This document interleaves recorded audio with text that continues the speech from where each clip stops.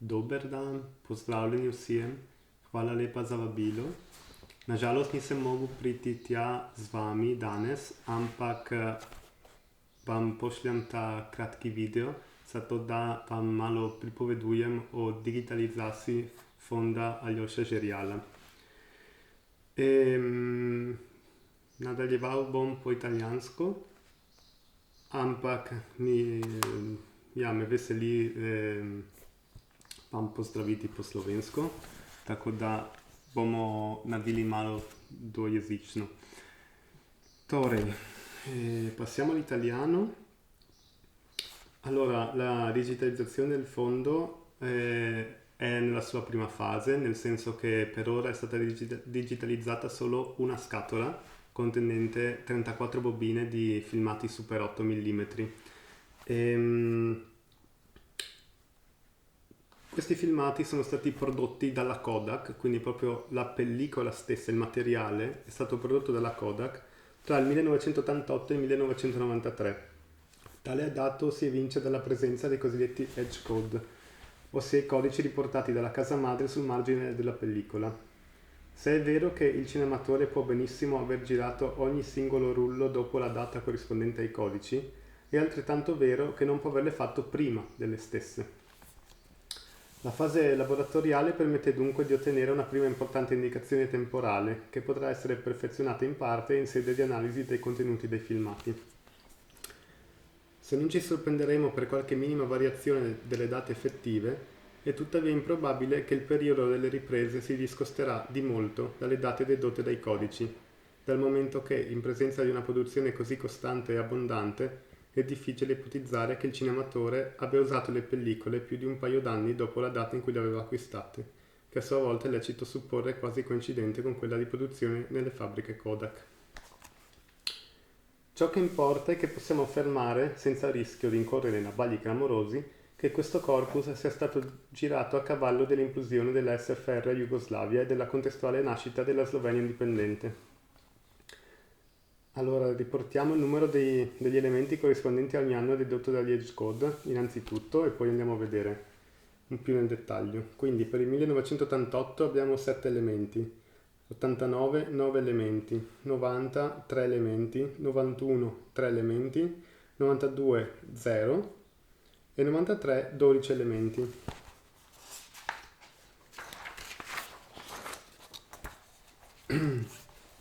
La prima fase della lavorazione, secondo il protocollo in uso nel laboratorio della camera ottica, consiste nell'archiviazione digitale nel database del laboratorio, detto DAGMA, dove sono conservati i metadati di tutti i documenti audiovisivi in esso lavorati.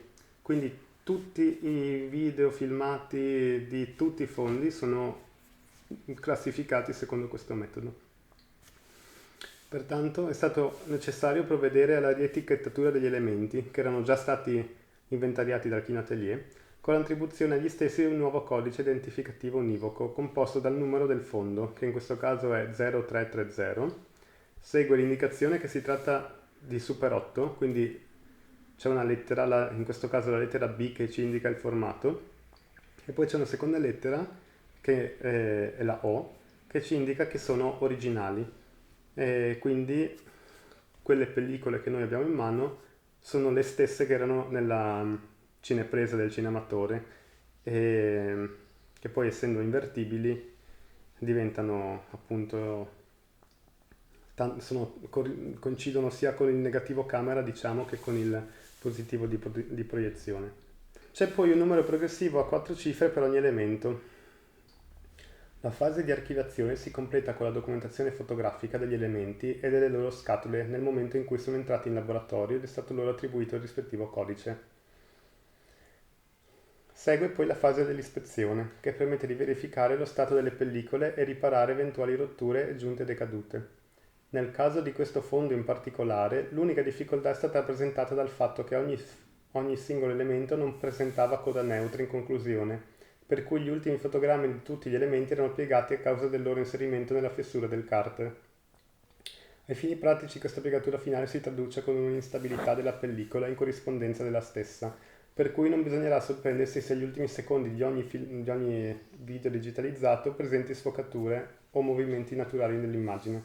Si vede proprio la pellicola che non segue dritta, diciamo, la rotaia dello scanner, ma veramente in ogni caso si tratta di meno di un secondo di movimento e per di più coincide con gli ultimi fotogrammi, quindi può anche essere che uno non se ne accorga proprio, però se si va a vedere magari con un occhio più laboratoriale questa cosa si nota. Per praticità, essendo tutti gli elementi di durata molto breve, sono stati creati due assemblaggi contenenti ognuno circa la metà degli elementi totali del fondo, che sono stati tenuti ben separati mediante l'uso di coda inerte su cui veniva scritto il codice Dagma degli elementi in prossimità. In questo modo è bastato caricare e scaricare lo scanner solo due volte invece che 34. Quindi i 34 elementi sono stati montati su bobine più grandi e sono bastate solo due bobine per contenerli tutti quanti.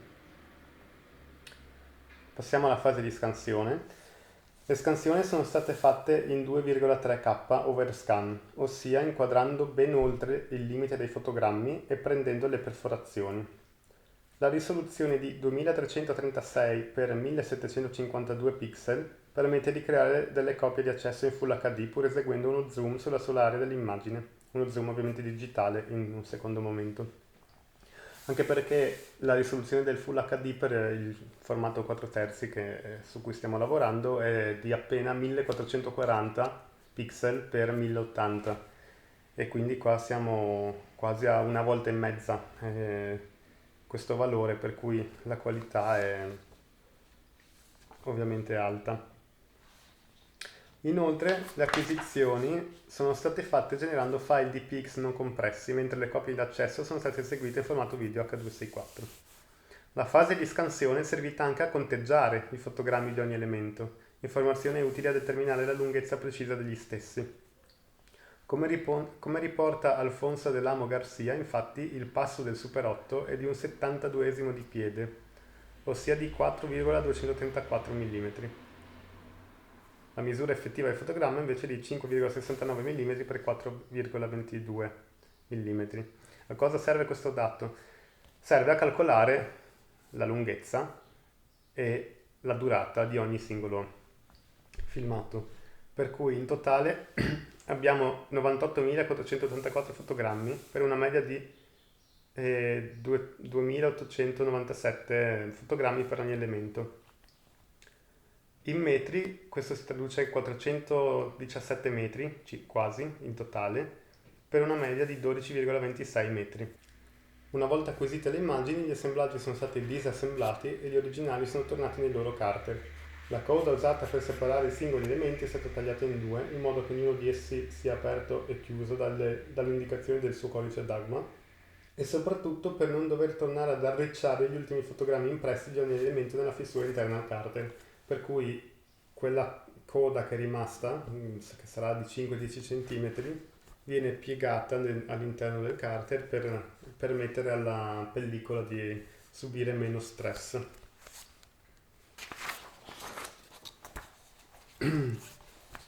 Andando a visionare i filmati e ad annotare i contenuti dei singoli elementi, si possono delineare dei temi ricorrenti e riconoscere in più rulli le stesse occasioni, gli stessi eventi. Per il primo anno tra quelli disponibili secondo gli Edge Code, ovvero il 1988, scopriamo che ben 4 dei 7 filmati rappresentano case e paesaggi rurali. In un caso invece abbiamo un filmato delle ferie al mare in Puglia, che se vogliamo è il filmato più estraneo in assoluto al tema principale che ci aspettavamo di trovare in questa scatola. Gli ultimi due elementi del 1988 contengono invece ciò che dà nome all'intero corpus, ossia le riprese di una manifestazione del Fronte della Gioventù e di altre realtà di destra contro il riconoscimento del bilinguismo italo-sloveno nella città di Trieste. Passando all'anno successivo, 1989, ci troviamo di fronte a una situazione più eterogenea, dal momento che non ci sono mai più di 2 rulli ritraenti lo stesso soggetto. Due di essi raffigurano dei cartelli stradali bilingui in cui è stata cancellata dai vandali quelli con la F maiuscola, la parte in sloveno. Inoltre ci sono due filmati in cui l'autore realizza una metafora visiva tra il filo spinato e le rose, le spine delle rose, entrambi filmati diciamo con un dettaglio molto poetico, se vogliamo. Ci sono poi due filmati del 70° anniversario dell'incendio del Narodny Dom per mano dei soliti vandali con la F maiuscola. E i tre filmati, tre rulli rimanenti, uno è dedicato a delle prove di zoom realizzate dall'autore in Piazza Unità, un altro rullo è dedicato a riprese di una casa rurale, come alcuni di quelli dell'anno precedente, e l'ultimo infine è la stessa manifestazione già presente nei filmati del 1988, la famosa no al bilinguismo, testa italiana, eccetera, eccetera. Mi soffermerei in particolare su questo filmato, perché analizzando approfonditamente i tre filmati relativi alle manifestazioni, che ricordo due hanno l'edge code dell'88 e uno dell'89, risulta chiaro che si tratta della stessa manifestazione. Non è che sono più manifestazioni organizzate dagli stessi attivisti.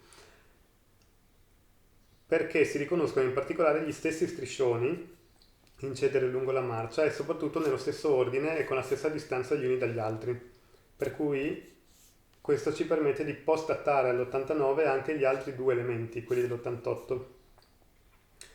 Infatti, se l'evento si fosse svolto effettivamente nell'88, non sarebbe possibile avere un terzo elemento di quel giorno dell'89. Chiaro, no?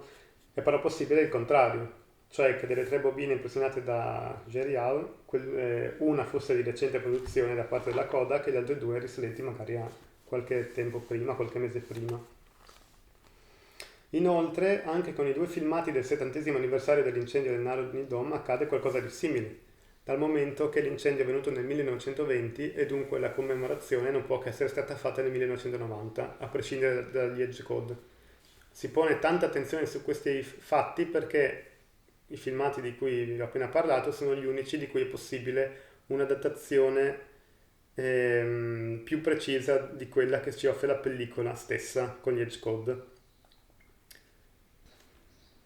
Andando avanti, abbiamo tre filmati del 1990 che sono stati girati probabilmente nella stessa occasione, o meglio, due di loro sicuramente lui stava filmando, gli è finito il rullo, l'ha tolto, ha messo un altro e era continuato a filmare perché la fine del primo e l'inizio del secondo sono identici. Si tratta di un camera car per l'autostrada di Trieste e per alcune periferie popolari come Valmaura. Quindi lui proprio uscendo da Valmaura, imboccando l'autostrada, cambia il rullo e è chiaro che si tratta dello stesso viaggio. Anche il terzo rullo di quell'anno lì presenta riprese in camera car. Camera car vuol dire che lui era seduto sul sedile del passeggero con la sua cinepresa e filmava verso avanti o verso il finestrino. Quello che sembra interessargli in queste riprese è il porto, le gru del porto e i macchinari del porto. Anche nel 91 abbiamo tre filmati. Assolutamente impossibile stabilire se siano riferiti alle stesse giornate, alle stesse occasioni. La cosa che è certa è che trattano più o meno tutti lo stesso tema, cioè vengono filmate commemorazioni partigiane e lapidi in sloveno dedicate ai partigiani, in particolare a Pinko Tomasic e ai suoi compagni che sono stati fucilati nel 41 a Officina. 92 niente, abbiamo detto. Passiamo al 93 con ben 12 filmati.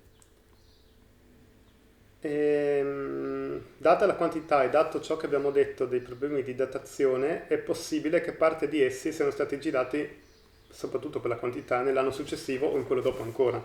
Quindi edge code 93, possibile data effettiva tra il 93 e il 95.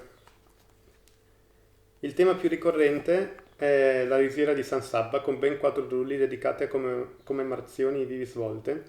E tra l'altro io non sono riuscito a stabilirlo, ma magari qualcuno che conosce meglio il posto potrebbe, o Alyosha magari se lo ricorda, potrebbe aiutare a capire se la commemorazione filmata nel 91 sia anche quella stata filmata in risiera.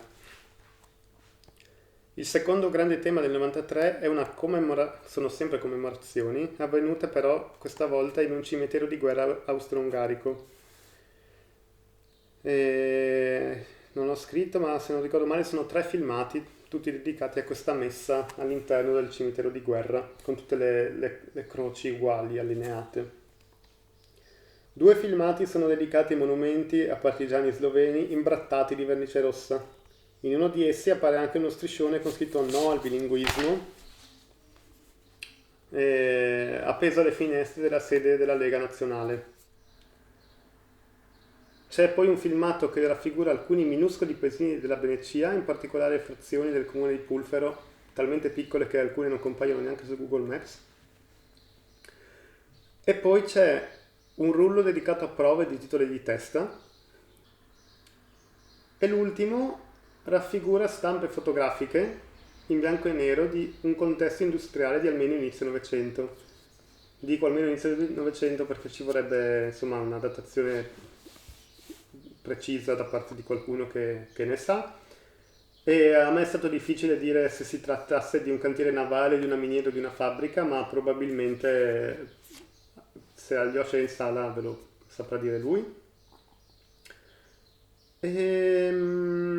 Abbiamo detto del fatto che i famosi elementi A e B, quindi 171, 171 bis secondo il codice Chinatelier, 0330 BO 0015 A e B secondo il codice Dagmar, non hanno nulla in comune, nel momento che il primo riguarda una casa rurale, il secondo la commemorazione dei 70 anni dell'incendio del Narodni Dom. Poi magari anche qua nulla in comune, almeno secondo noi che abbiamo trovato un materiale che non conosciamo e che lo ispezioniamo. Magari Alyosha ci dirà adesso, ah no, ma questa è la casa di una delle persone che hanno organizzato questa commemorazione. Quindi fondamentale avere informazioni da parte di chi conosce i filmati quando si fanno queste operazioni. Anche perché, come ricorda Paolo Caneppele, i documenti, che possono essere sia documenti cartacei sia documenti audiovisivi come in questo caso, sono un po' come i bambini piccoli, nel senso non parlano agli sconosciuti, quindi li devi conoscere perché per sperare che ti rivelino informazioni che non sai, e soprattutto ti rispondono solo se gli fai le domande giuste. Io prendo un filmato sperando di trovare qualcosa di particolare, con la mia idea che tutto il fondo contiene manifestazioni contro il bilinguismo, ma invece devo essere aperto a trovare anche qualcosa di diverso, come è effettivamente successo, e devo essere aperto a valorizzare anche ciò che apparentemente non c'entra niente con il no al bilinguismo, perché potrebbe contenere altre informazioni molto importanti per altre ricerche.